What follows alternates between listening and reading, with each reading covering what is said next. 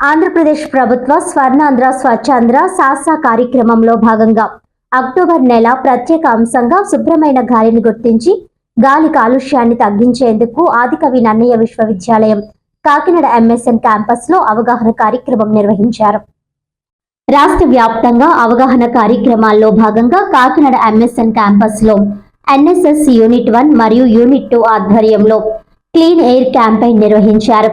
NSS programme officer doctor M Sridevi సారథ్యంలో నిర్వహించిన ఈ కార్యక్రమంలో doctor K Haribabu clean air అంశానికి సంబంధించి ప్రభుత్వ మార్గదర్శకాలను వివరించారు. అనంతరం ఎన్ఎస్ఎస్ వాలంటీర్లు గాలి కాలుష్యం వల్ల కలిగే ఆరోగ్య సమస్యలు మరియు వాటి నివారణ పద్ధతులపై ఒక అవగాహన నాటిక ప్రదర్శించారు. మాస్కుల వినియోగం, కాలుష్య పరిస్థితుల్లో తీసుకోవాల్సిన జాగ్రత్తలపై వివరించారు. విద్యార్థులు ప్రత్యూష ఏంజల్, సుప్రియ, సౌమ్య, దుర్గా సాహిత్య, శివధర తదితరులు తక్కువ కాలుష్య ఉద్గార వాహనాల వినియోగం, కార్ పోలింగ్, సైకిల్ మార్గాల ప్రాముఖ్యతపై అవగాహన చిత్రాలను ప్రదర్శించారు. ఈ సందర్భంగా ప్రిన్సిపల్ ప్రొఫెసర్ ఎస్ ప్రశాంతిశ్రీ మాట్లాడుతూ ఇలాంటి కార్యక్రమాలు ప్రభుత్వ లక్ష్యాలను ప్రజల్లోకి తీసుకువెళ్లడమే కాకుండా విద్యా సంస్థల సామాజిక బాధ్యతను ప్రతిబింబిస్తాయని, విద్యార్థులు, అధ్యాపకులు గాలి నాణ్యతపై జాగ్రత్తగా ఉండి పర్యావరణ రక్షణలో భాగస్వాములు అవ్వాలని అన్నారు. అనంతరం శుభ్రమైన గాలి, ఆరోగ్యకరమైన ఆంధ్ర అనే ప్రతిజ్ఞను అందరి చేత చేయించారు.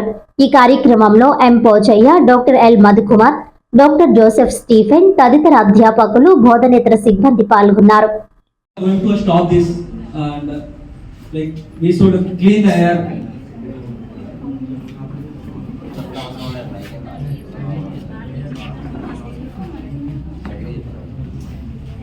మనందరం పబ్లిక్ ట్రాన్స్పోర్ట్ యూజ్ చేద్దాం.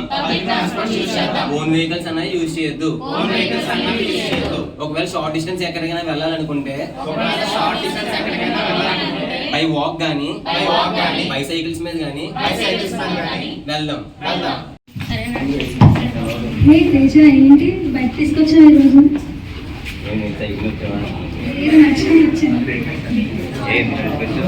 నేను చెప్పారుగా ఈరోజు క్యాంపస్ లో నో వెహికల్ అంటే నాకు ఎక్కువ డిస్టెన్స్ వస్తుంది కదా, మరి నడిచి రావడం కష్టం కదా.